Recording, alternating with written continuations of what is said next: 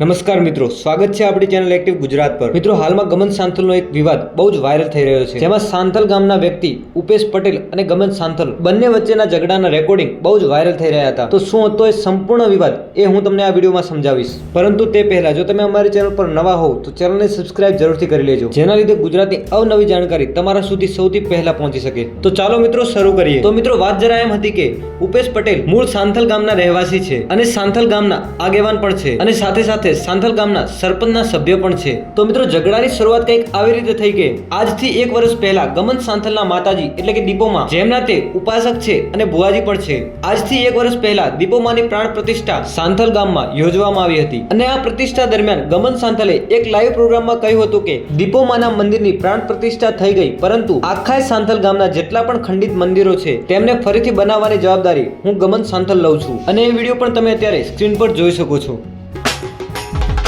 એવું નહીં, દીપોમાનો પ્રસંગ પતી ગયો, દીપોમાનું મંદિર બની ગયું, પણ ગામના જેટલા મંદિર ખંડિત છે,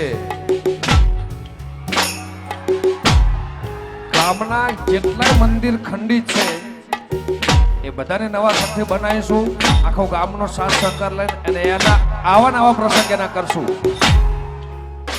આ પ્રોગ્રામને અત્યારે લગભગ 1 વર્ષ થઈ ગયું છે અને હજુ સુધી ભુવાજીએ સાંથલ ગામના ખંડિત મંદિરો નવા કેમ ન બનાવ્યા તે પાછળનો આખો વિવાદ સર્જાયો હતો, જેમાં ઉપેશ પટેલે સાંથલ ગામના વોટ્સઅપ ગ્રુપમાં ગમન ભુવાજી વિશે અભદ્ર વાણી વાપરી હતી અને સાંથલ ગામના મંદિરો કેમ ન બનાવ્યા તેને માટે કરીને ભુવાજીને તે ઠપકો આપી રહ્યો હતો અને એ પણ અભદ્ર વાણીમાં। અને ત્યારબાદ ગમન સાંથલે જ્યારે ઉપેશ પટેલ સાથે સંપર્ક કરવાનો પ્રયાસ કર્યો ત્યારે ઉપેશ પટેલે ભુવાજીનો એક પણ કોલ રિસીવ કર્યો નહીં અને થોડા સમય બાદ ઉપેશ પટેલે પોતાનું સિમ કાર્ડ બંધ કરી પંજાબ જતા રહ્યા। ભુવાજીના કોલ રિસીવ ન કરવાના લીધે ભુવાજી અત્યંત ગુસ્સે થઈ ગયા હતા અને ત્યારબાદ ભુવાજીએ આ વિડીયો બનાવ્યો હતો।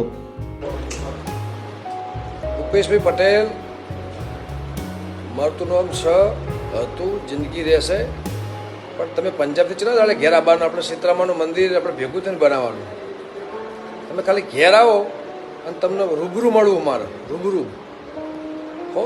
આ ગ્રુપમાં મેસેજ મોકલ્યો હોય ને બહુ તે રોંગ જગ્યાએ હાથ નાખ્યો, તમને ના ખબર હોય ને તો કહી દઉં, બાકી એટલું સમજી લેજે કે હું મારું ગોમ મારું હ, સહન શક્તિ લિમિટ વસ્તુ બરાબર, બાકી તે મારા સોમાન ઉપર, દીપોમાના મંદિર ઉપર અને માતાજીના મારા આખા પરિવાર ઉપર તે આ વસ્તુ જે લખી છે ને એનું પરિણામ તારે ભોગવવું પડશે, ભોગવવા ફૂલ્લી ચેલેન્જ ચાલીને કહું, તારું પરિણામ રૂબરૂ મળશે, રૂબરૂ ભેગો થશે।